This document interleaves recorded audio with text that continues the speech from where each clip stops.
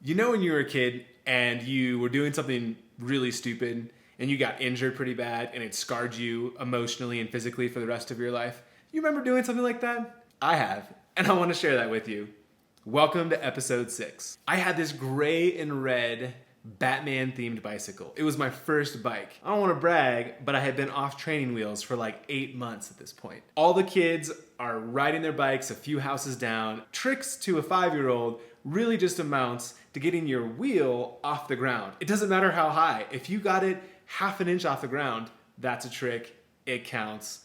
So I wanted to do that. I grab my Batman themed bike. I race over. I join up, I start seeing what they're doing. They're lifting their front wheel off the ground, their back wheel off the ground, and even the really cool kids were doing both at the same time.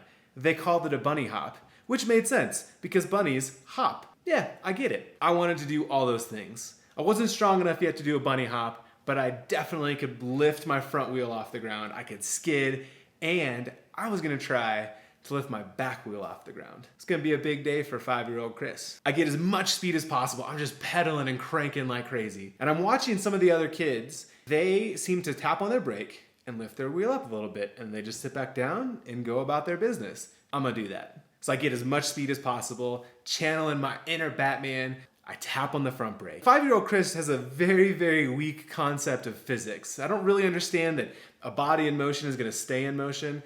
So I tap on the front brake. I did get my back wheel off the ground, but I got the whole bike as well. And I go right over the handlebars. I land teeth first on a curb. You know, the curbs look like this, not the like flat curbs. I don't think that would have made much of a difference, but it was like this. And my teeth right on that like 90-degree angle on the curve. My teeth meet the curb.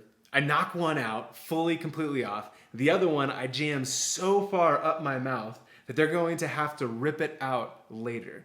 Blood everywhere. My dad compares it to a murder scene, which makes me wonder how many murder scenes my father has witnessed in his life. I am screaming. I am just so upset. Obviously, anybody would be in a lot of pain. And I go to the nearest adult that I could think of, which was Crazy Eve. Everybody in the neighborhood thought she was crazy. A few years later, when I was in 4th grade, fun fact, Eve threatened to kill me when I was waiting at a bus stop. But at this moment, she seemed to channel some sort of humanity, picked me up as I'm just bleeding profusely, and she takes me over to my parents. My parents are 27 and 28. If you were in that age range and you're watching this video, could you imagine having a 5-year-old who has no front teeth and a lot of blood everywhere? It would be terrifying. At 31, it would be terrifying. They grab me, my dad runs, they try to find the tooth in this pool of blood that he thinks is a murder scene. They grab one tooth, but they can't find the other, so they have no idea what's going on. They rush me to the dentist. And the dentist is trying to pull this out. I'm screaming. My dad's holding me down. My poor mom, she went over to the nearest like Burger King or McDonald's, tried to relax. I talked to my dad recently about it, and he said he wished I had like broken a leg or an arm. It would have been far easier to deal with than this. My mom would make me so mad after I was like recovering because she kept comparing me to Homer Simpson. Best part about knocking your teeth out when you're 5 is all the ice cream you can eat and a lot of movies. I was watching Beethoven, not this Beethoven, that Beethoven. You 90s kids, you remember that Beethoven. But what would happen during the recovery and for the rest of my life was this like scarring experience. My teeth eventually grew back in. It took a long time, which explains my absolute pure and utter hatred for the song All I Want for Christmas Is My Two Front Teeth. Worst song in the entire Christmas song catalog is that one right there. I will turn it off immediately. I become like a total like Scrooge during the holidays around that song. I hate it because I had to listen to that crap for like 5 years until my teeth grew back in. Because these were my baby teeth I knocked out and I kind of like damaged the jaw a little bit and damaged like the adult teeth coming in.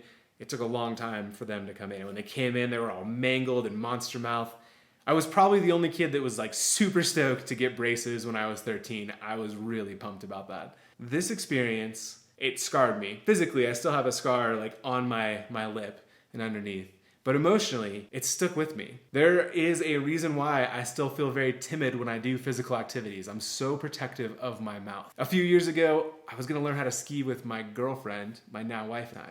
She'd go up every Saturday and I'd still stay in Denver, and I was kind of bummed about that situation. She was bummed about that situation. Even though I'm from Colorado, I never learned really how to ski growing up. I thought I would do that. So I went and bought all the gear with her, and I asked her like, hey Katie, I'm gonna get a mouth guard. Like, that's cool, right? That wouldn't be weird.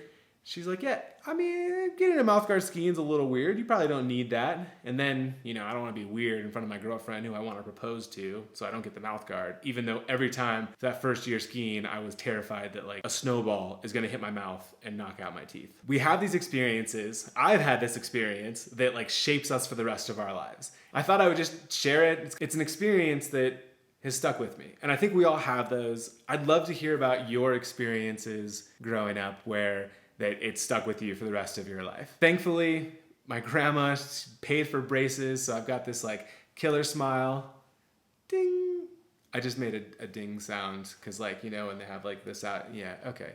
I'm grateful for that, but I'm still terrified of having something happen to my teeth. So if you see me playing sports ever and I want to have a mouth guard in, or I have a mouth guard in, you'll know why now. It hasn't happened for a while. The last time I wore a mouth guard playing sports, I was this kid. Fun fact about this picture, the ball was already going over the goal, but I jumped anyway just because you're supposed to. But it looks like I did something good. I didn't. I was a terrible goalie in high school. That is episode 6. Have a great week.